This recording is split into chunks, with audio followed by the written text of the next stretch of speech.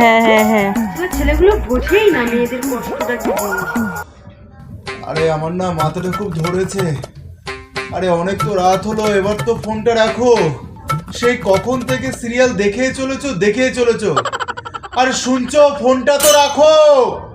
আরে ধর, ঘুমাও না, আমি ঠিক শুয়ে পড়ব। আমি এই সিরিয়ালটা দেখি, এটা খুব সুন্দর হচ্ছে। আমার না ভালো লাগে না, সত্যি ভালো লাগে না। 20 minutes later.